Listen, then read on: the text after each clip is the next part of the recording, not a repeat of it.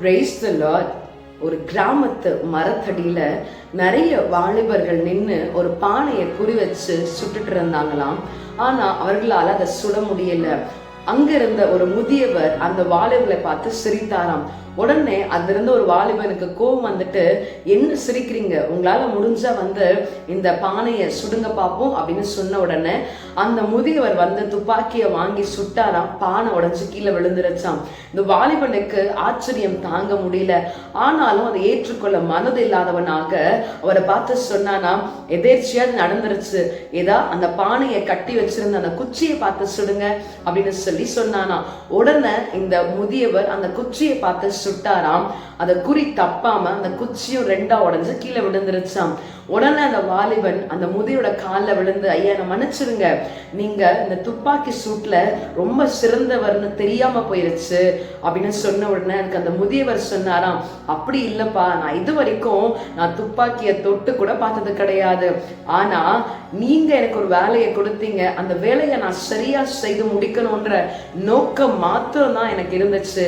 அதனால நான் அந்த வேலையை சரியா செய்து முடிக்க என்னால முடிந்ததுன்னு சொல்லி சொன்னாங்களாம். பிரியமானவர்களே, நாம கூட நம்முடைய வாழ்க்கையில நமக்கு ஒரு இலக்கு இருக்கும் பொழுது எந்த தடை வந்தாலும் அவைகளை மீறி அந்த இலக்கை அடையும்படிக்கு நாம் நடந்து போக வேண்டும்.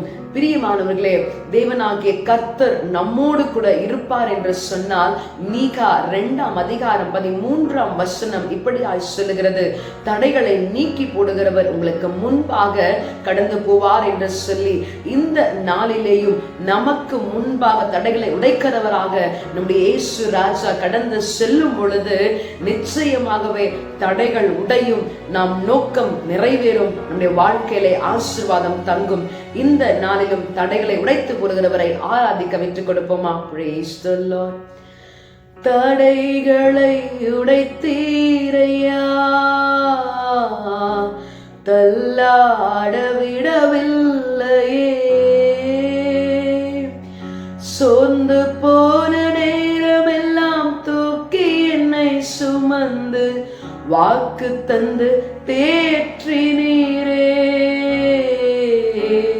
நன்றி நன்றி ஐயா, கோடி கோடி நன்றி ஐயா. ஆமா ஆண்டவரே, எங்களுடைய வாழ்க்கையில எங்கள் லக்கு எங்கள் நோக்கமா இருக்கிறபடினாலே அதற்கு தடையாய் வருகிற எல்லா காரியங்களை இயேசுவின் நாமத்தினாலே நாங்கள் உடைக்கிறோம். தடைகளை உடைத்து போடுகிறவர் எங்களுக்கு முன்பாக கடந்து செல்லுங்க, ஆசீர்வதிங்க. இயேசுவின் நாமத்தில் ஜெபிக்கிறோம் பிதாவே, ஆமென். God bless you. Have a blessed day.